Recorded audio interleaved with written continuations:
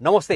हिजो एउटा video post गरेको थिएँ इलिगल गेम रुम तथा अनलाइन गेमिङको बारेमा र यही भिडियोलाई लिएर केही मित्रहरूले केही कमेन्टहरू पनि गर्नुभएको थियो। त्यसलाई म चाहिँ यहाँहरू समक्ष राख्न चाहन्छु। केही मित्रले भन्नुभएको छ यो गेम अनलाइन इलिगल गेमिङ अथवा अनलाइन गेम रुमहरू त धेरै वर्षदेखि सञ्चालन भइरहेको छ, अहिले चाहिँ आएर कुरा गर्नुको औचित्य के भनेर भन्नुहुन्छ। वेल, सबैलाई थाहा भएकै कुरा हो, स्पेसली टेक्ससमा बस्ने मित्रहरू प्राय सबैलाई थाहा छ इलिगल अनलाइन गेमिङ भइ नै रहेको छ। तर कुरा कहाँनिर आउँछ भन्दा पहिला सायद ल इन्फोर्समेन्टको आँखा त्यति परेन होला हैन। केही मित्रहरूले पैसा पनि कमाउनु भयो, अनलाइन इलिगल अनलाइन गेमिङ गर्नुभयो अथवा गेम रुम खोल्नुभयो, पैसा पनि मनग्गे कमाउनु भयो होला।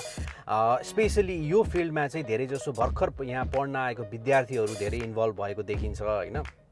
त्यसले गर्दाखेरि चाहिँ त्यो बाटोमा लागिसकेपछि फर्किने बाटो प्राय कम हुन्छ र इलिगल भन्या इलिगल हो, चाहे 12-15 वर्ष अगाडिदेखि नै चलिराखेको होस् या अहिले भर्खर सुरु मात्रै भएको होस्।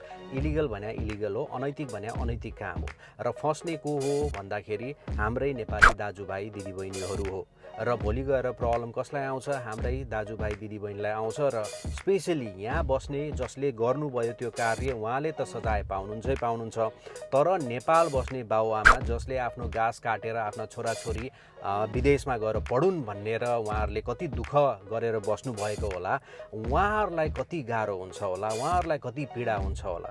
मेरो यो भिडियो बनाउनुको औचित्य यहाँ कुनै भ्युज बटुल्न अथवा तपाईँहरूलाई सनसनीपूर्ण यहाँ न्युज दिनको लागि होइन। यदि यो भिडियोको अवेरनेस थ्रु एकजना विद्यार्थी भाइ बहिनी मात्रै जोगिनुहुन्छ अथवा उहाँहरू यस्तो अनैतिक इलिगल काममा लाग्नुहुन्न भने त्यो मेरो लागि उपलब्धिमूलक हुनेछ।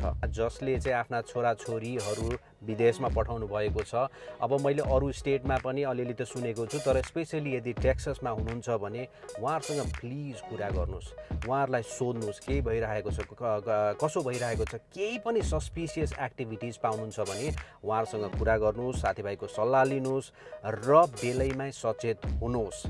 यति भन्न चाहन्छु, किनभने भोलि एकचोटि बिग्रिसकेपछि, कुलतमा लागिसकेपछि पैसाको मुख कालो हुन्छ भनिन्छ नि।